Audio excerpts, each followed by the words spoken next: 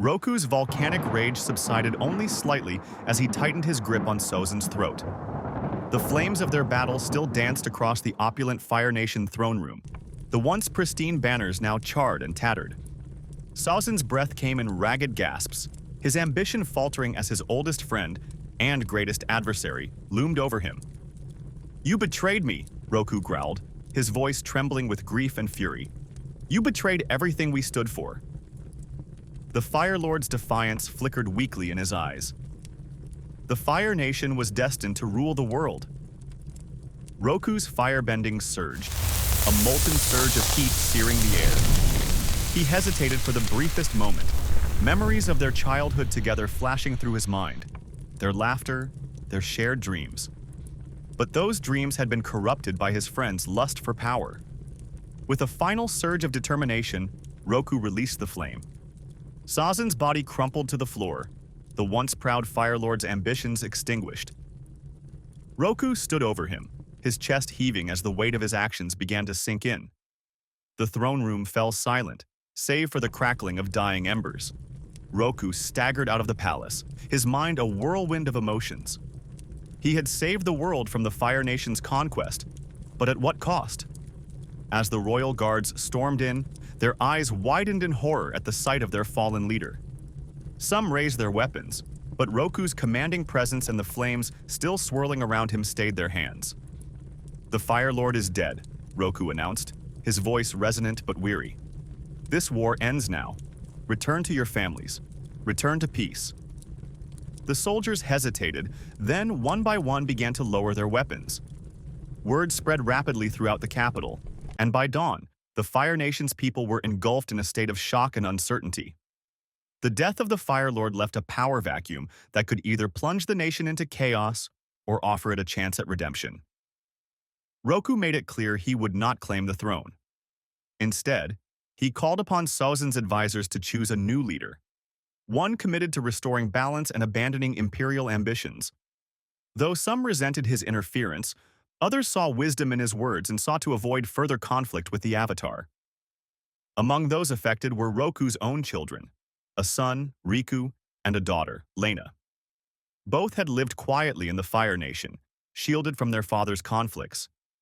However, when Azalon, Sozin's son, rose to power, their lives were forever changed. Azalon's hatred for Roku knew no bounds. He harbored a deep-seated desire for vengeance against the man who had killed his father and dismantled his vision for Fire Nation supremacy. The young man consolidated power swiftly, rallying loyalists to his side and secretly planning his rise to the throne. When Roku refused to recognize Azalon's claim, the new Fire Lord began a campaign of retribution against the Avatar and his family. One fateful night, he ordered a strike on Roku's estate, intending to capture or eliminate the Avatar and his children.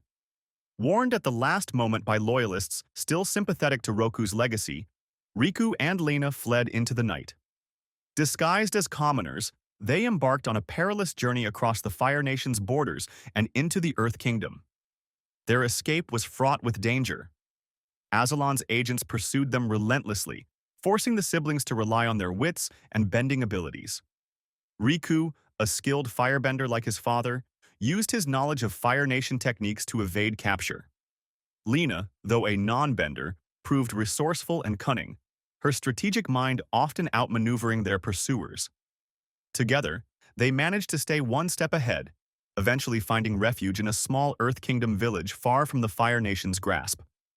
But their father Roku, who had sacrificed himself to ensure the escape of his children, wasn't as lucky. Knowing his children were safe, the aging Avatar faced down the powerful young Fire Lord and his assassins. But his old body could not keep up, and it was at last Azalon who dealt the last blow, ending Roku's life.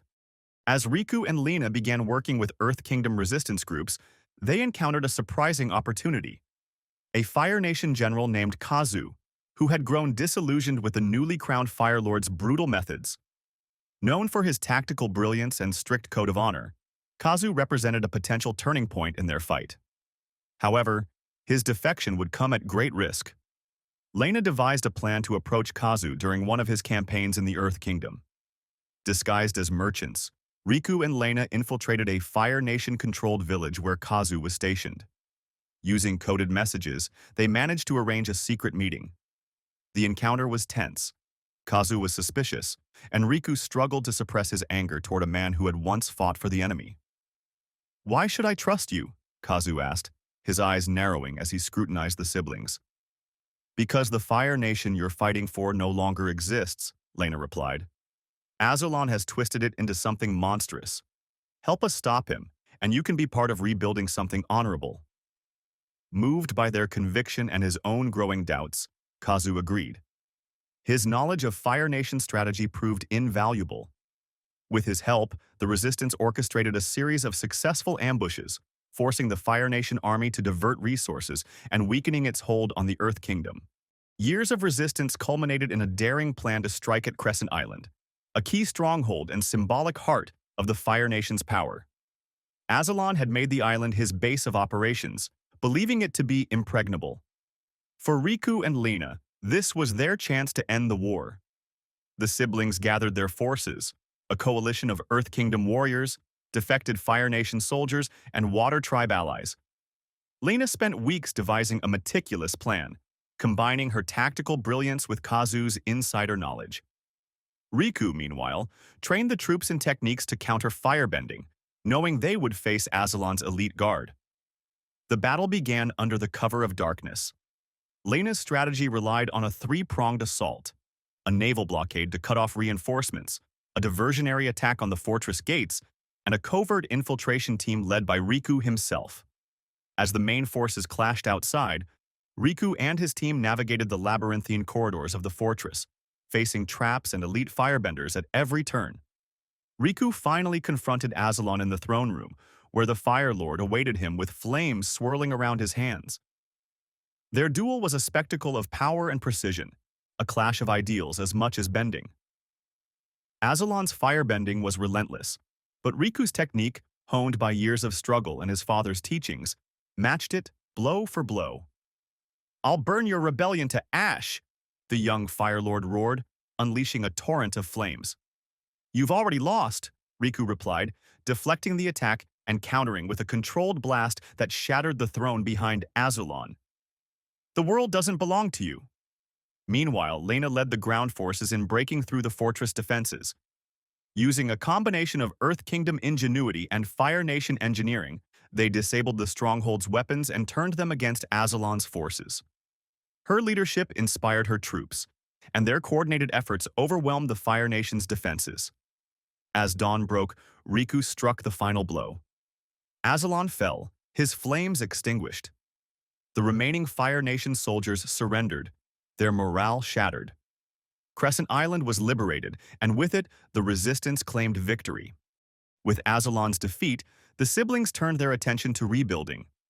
Riku, now a symbol of redemption and balance, led efforts to reform the Fire Nation, dismantling its imperialist structures and fostering peace with the other nations. Lena, ever the strategist, worked tirelessly to ensure that the fragile alliances forged during the war endured. Their journey had been long and grueling, marked by loss and sacrifice.